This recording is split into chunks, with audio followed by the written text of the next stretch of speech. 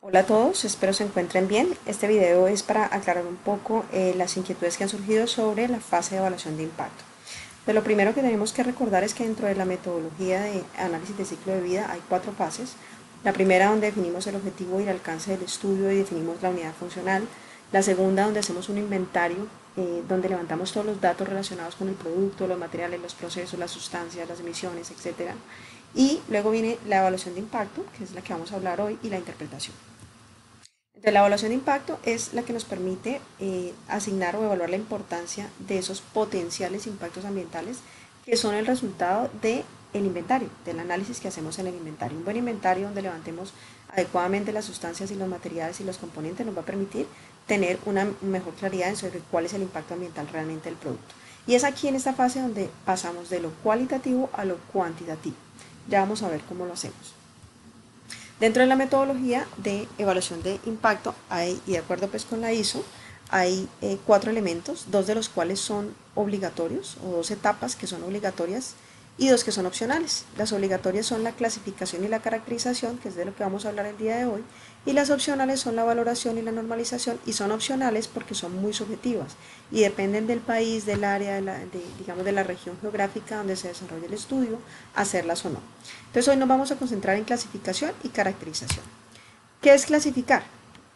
Entonces es asignar esos flujos de inventario, esos flujos de entrada y de salida, o sea, esas emisiones, esas sustancias, esos datos que tenemos del inventario del producto, las vamos a poner en esas cajitas que son esas categorías de impacto, las vamos a clasificar allí, ¿sí?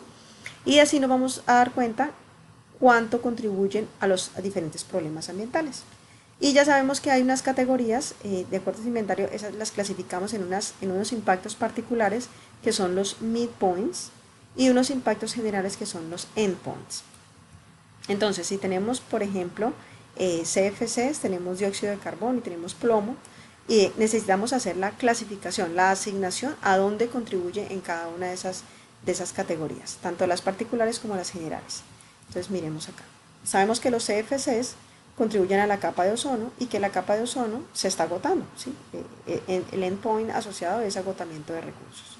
En el caso del CO2 contribuye al efecto invernadero, al cambio climático y pues obviamente deteriora el ecosistema. Y por último está el plomo, que es carcinógeno y afecta a la salud humana. Estas son las categorías de impacto que ya habíamos revisado: efecto invernadero, capa de ozono, acidificación, eutroficación. Ya ustedes las conocen, las hemos discutido en clase. Para la caracterización, entonces lo que hacemos es cuantificar esos impactos ambientales de acuerdo a unas medidas estándar. Esas medidas estándar son las que les he entregado como a modo de ejemplo en el Excel de Recipe. Esas medidas estándar, por ejemplo, si estamos hablando de capa de ozono, pues estamos hablando de kilogramos de CFC 11 equivalente. Si hablamos de acidificación, entonces hablamos de kilogramos de dióxido de azufre equivalente, y si hablamos de cambio climático o efecto invernadero, kilogramos de CO2 equivalente. Cada una de las sustancias, cada una de las categorías de impacto tiene una unidad estándar, ¿sí? Eso también ya lo discutimos cuando ustedes hicieron las presentaciones. Yo les pedí que identificaran esa unidad estándar en cada una de las categorías de impacto. Entonces, ¿qué tenemos? Tenemos un inventario donde tenemos una sustancia, en este caso, pues, por ejemplo, emisión de gases. Tenemos unas categorías de impacto, por ejemplo, acidificación. Y tenemos unos resultados del inventario. Entonces, lo que hacemos es asignarlos y a través de un modelo muy sencillo donde, ya lo voy a explicar, tenemos unos potenciales de acidificación o unos factores de caracterización, y tenemos una masa que es la que viene acá de los inventarios que hemos levantado.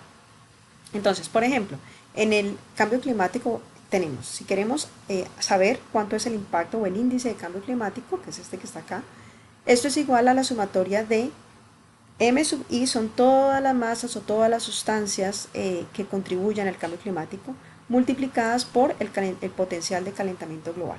El Global Warming Potential es este que está aquí, ¿sí? Y deben ser sumadas porque en un producto pueden haber varias sustancias o varios materiales que contribuyan al calentamiento global. Entonces yo las debo multiplicar cada una de manera individual por su potencial de calentamiento global y sumarlas. Entonces cuando miramos las tablas de Recipe, y aquí está el link por si ustedes quieren acceder, ¿sí? Entonces vemos que hay unos unos. Las que tengan unos serán la unidad estándar. En el caso del potencial de calentamiento global es el dióxido de carbono, pero podríamos convertir, por ejemplo, metano, cloroformo, etano. ¿sí? Multiplicando por este factor de equivalencia, que son factores de conversión, lo podemos llevar, ¿sí? Entonces tengo ese potencial que siempre va a estar en kilogramos de CO2 equivalente por o dividido pues kilogramos de la sustancia que yo tenga, y esta masa va a estar en kilogramos de la sustancia. Es decir, que estos dos, numerador y denominador, se anulan y queda la unidad o queda el índice en la unidad estándar. Lo mismo para potencial de agotamiento del ozono, entonces tenemos el índice de agotamiento del ozono, que es igual a la sumatoria del potencial de agotamiento del ozono por cada una de las sustancias que tenga, y se suma. ¿Cómo se ve esto entonces si lo miramos en un ejemplo? Pongamos que tenemos estas sustancias, ¿sí? Ya las tenemos clasificadas y ya sabemos cuáles son los factores de equivalencia. Entonces vamos a tomar como ejemplo la contribución. Supongamos que nosotros queremos saber el impacto de neutroficación. Eso nos tiene que quedar en kilogramos de nitrógeno equivalente. Y en este momento del inventario hay dos sustancias que contribuyen a la eutrofización. 5 gramos de dióxido de nitrógeno y 2 gramos de amoníaco. Cuando nos vamos a Excel, ¿cómo se ve eso? Nos vamos a Excel y nos vamos a eutroficación. Buscamos el tab de eutroficación. Aquí vamos a encontrar, ¿sí?, que esto está en kilogramos de nitrógeno equivalente. Entonces tenemos 2 gramos que hay que convertirlo, por eso lo dividimos sobre 100. Lo convertimos a kilogramos de la sustancia porque necesitamos esta expresión en kilogramos. Tenemos 2 kilogramos de amoníaco y 2 kilogramos de dióxido de nitrógeno. Vamos a movernos un poquito para acá para que ustedes vean que este es el amoníaco y este es el nitrógeno. Entonces aquí está el factor de equivalencia 0.24 correspondiente al amoníaco, y para el dióxido de nitrógeno 0.09. Entonces lo que hacemos es multiplicar la cantidad que tenemos en nuestros inventarios, que son 2, kilogramos, ya lo pasamos, y 5 por cada uno de esos factores, 0.24 y 0.09. Eso nos da la contribución de cada sustancia, es decir, el amoníaco está contribuyendo a la eutroficación en 0.00048 y el dióxido de nitrógeno está contribuyendo en 0.0004512, ¿sí?